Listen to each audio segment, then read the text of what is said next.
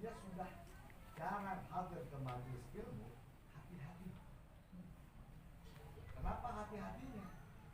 Kalau kalian sudah tidak mau beranjak ke tempat ilmu, kudu hati-hati mikir sing benar. Ya, kalau kitanya yang malas hadir ke majelis ilmu, tapi jangan sampai kalau Allah tidak ridho kau hadir tempat ilmu. Ada itu alhamdulillah orang sadaya lagi hadir karena dia tempat sadaya. Syukur ini para orang biasa para abadi tempat para alim ulama orang biasa melaksanakan sunat Nabi, yaitu sejarah kubur, dan sajadi. Mudah-mudahan ya Allah orang sedang ampun atas orang sering mau untuk husnul khatimah. Hadirin kaum muslimin rahimakumullah.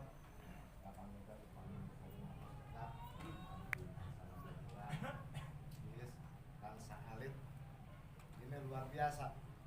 Ini yang dihaulkan ini adalah apabila Sidil Kutub Al-Imam Habib Abdullah bin Hajjaj mengatakan ada seorang manusia, ada seorang wali min auliyaillah, tapi dia nggak punya magomnya.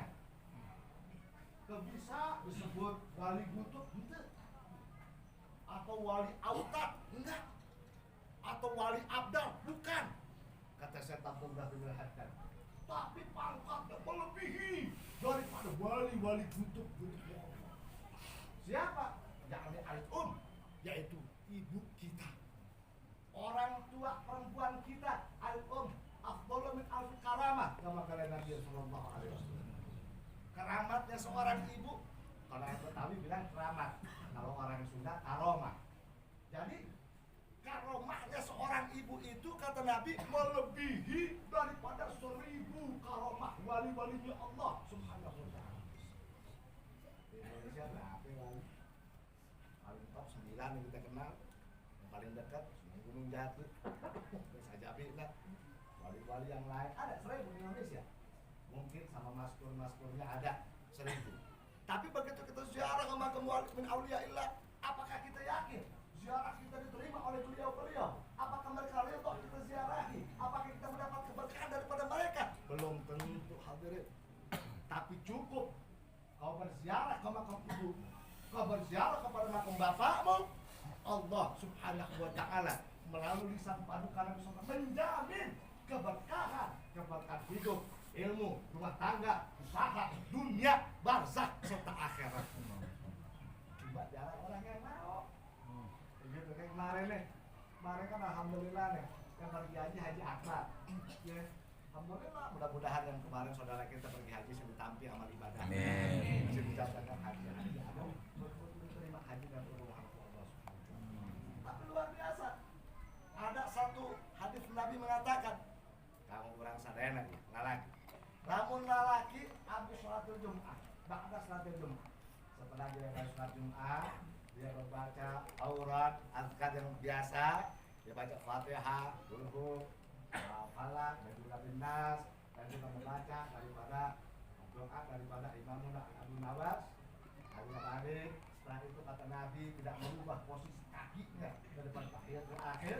Dia membaca shalawat ummi sebanyak 70 kali. Kata Nabi, Allahumma sholli wa sallim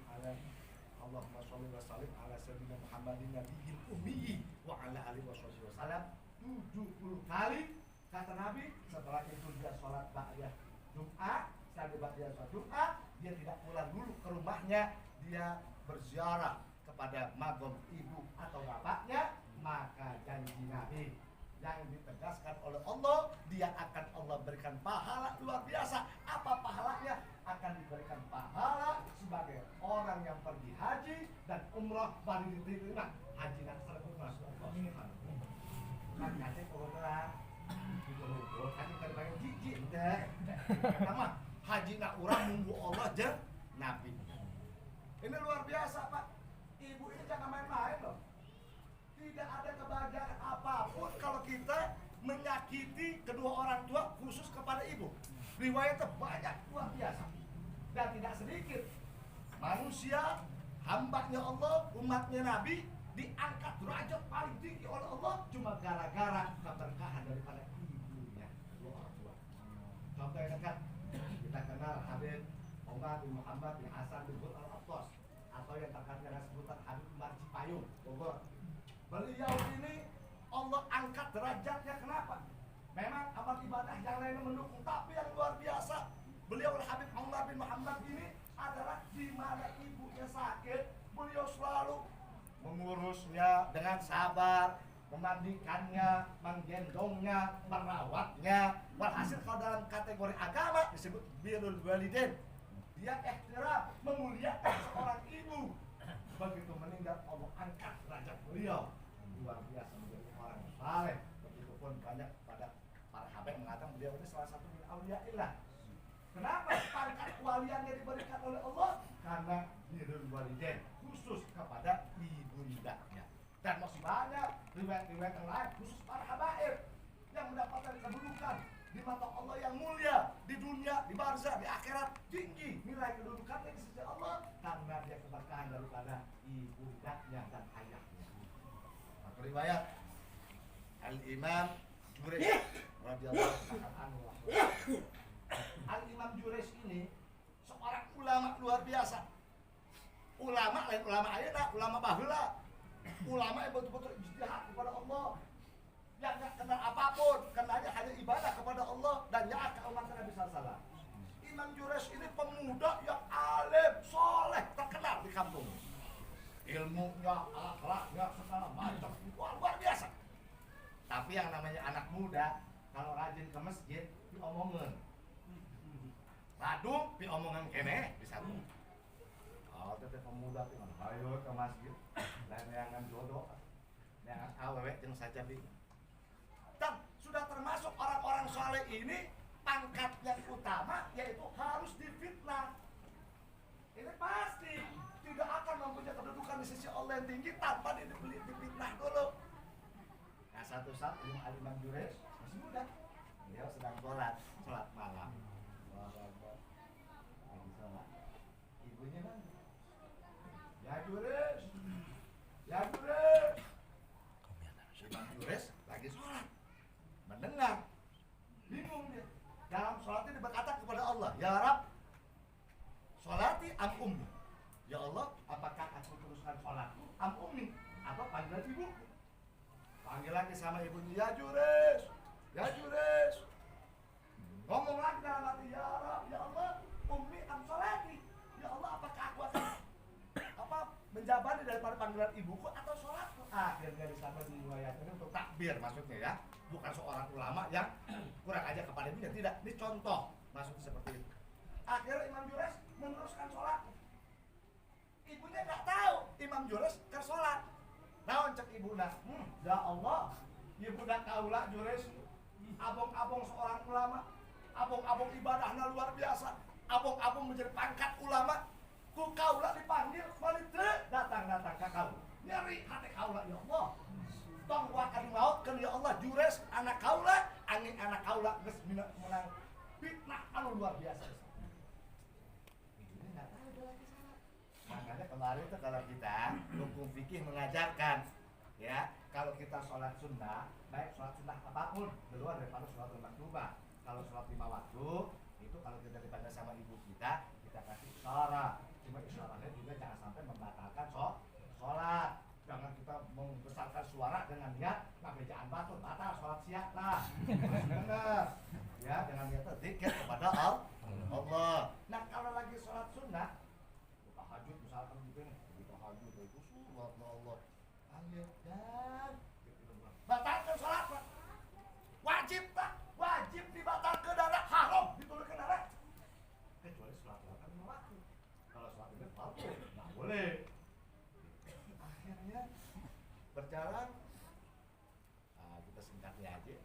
Nah, ini Imam Jurais ini karena tadi ibunya merasa sakit hati, akhirnya ini terjadi, dibuktikan oleh Allah. Jadi apa? Orang-orang tersebut pada memfitnah, tidak senang kepada Imam Jurais. Akhirnya ngumpullah mereka. Kata orang-orang ini, udah gampang, Jurais mah anak muda ini, gimana? Kita goda aja, godanya pakai apa? Harta, pasti tewal ya. Ada satu blok, oh nggak bisa, Imam Jurais mah untuk silo karena harta, tuh bisa. kan? Tengah lama panggelis-gelis biasa na pemuda zaman dari awal wah geus lah. Pohok kesaat kala-kala, kan. Akhirnya singkatnya disewalah ada satu perempuan yang laat, dari perempuan yang nakal, perempuan pelacur. Dengan komitmen, ente kalau bisa nih kata abang perempuan kalau ente bisa bodak di Jures, ada kasih ente dah bayaran yang luar biasa. Udah kata Jepinnya itu agak gede ya, ajis gitu. DP-DP-an teh. DP lah atau satu saat Jures itu lagi ibadah, zikir, aurat, tagaraban insyaallah. Lagi wirid-wirid nah karena sudah ada sepakat untuk menggoda Imam Jures dikeliling kayak tawaf gitu di depan Imam Jures dikuatkan oleh Allah Subhanahu wa ta'ala sampai ini si perempuan tersebut menelanjangkan dirinya nggak pakai sehelai pedang apapun di depan mata Imam Jures, tapi Allah kuatkan daripada Imam Jures ini. Karena lamun kurang mah lamun Habib ini usahakan diri ilmu aja ayo nama pembahasan ilmu di gogoda gitu lamun kurang eta berarti tak lulusnya menikah ujian deui eta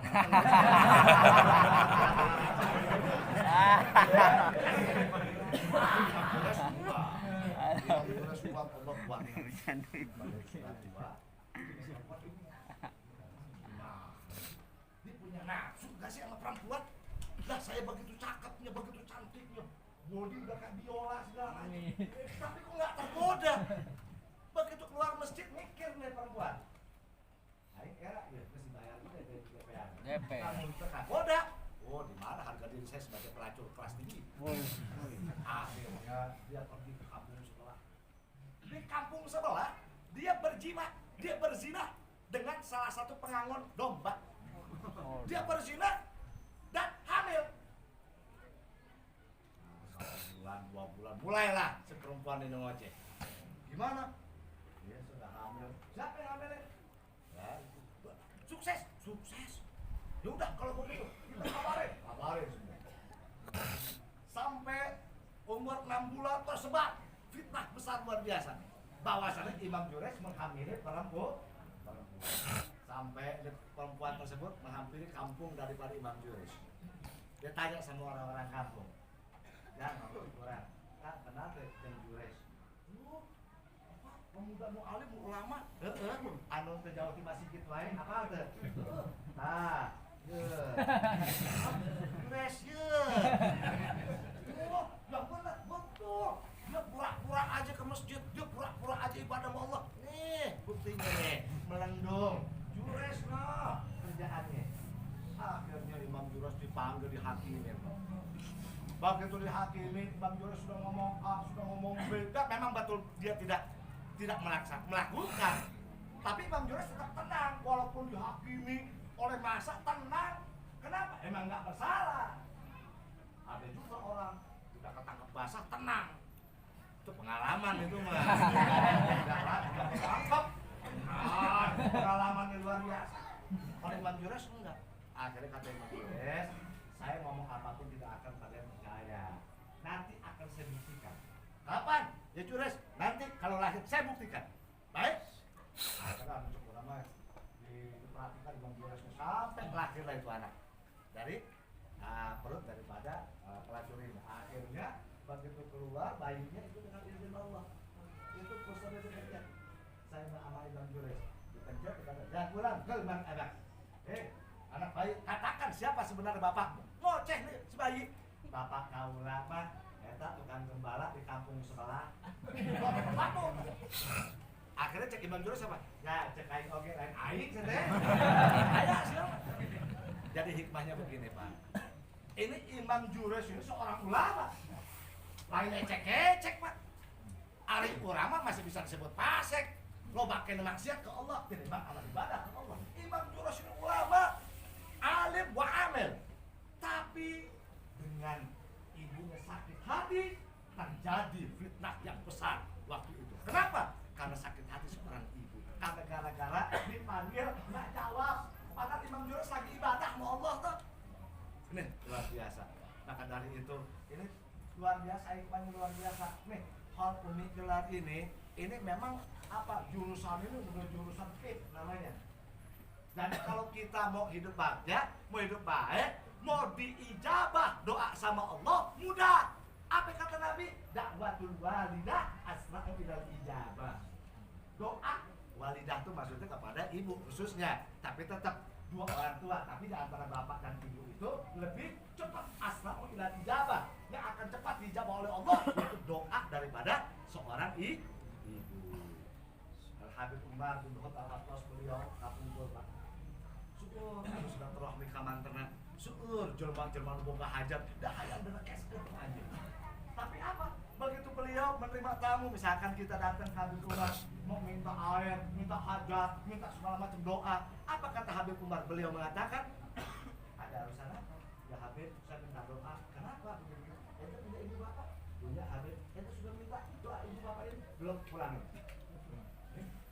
Ini seorang ulama yang mengajarkan, mendidik agar orang itu tidak kurang ajar kepada ibu dan bapaknya. Mudah-mudahan ya kurang dongkap karena ya tempat dina siang hari ini kita bersama-sama menghadirkan hall daripada seorang Umi. Umi ini adalah seorang insyaallah min ahlil khair min ahlil jannah. Dan kita ini keberkahan timang tengah, timang kelas, sadaya ya insyaallah mugia berangkat di sini jangan Allah sebagai budak-budak harus haroleh kanu bapakna. Ya, mudah-mudahan orang sing tiasa dikuatkan iman orang Islam orang Allah Subhanahu wa taala. Satu, terakhir hati-hati dengan ibu. Karena ibu ini kalau sudah sakit, ini nggak ada obatnya Pak. Kalau orang Betawi bilang, walau nggak ada obatnya. Gitu.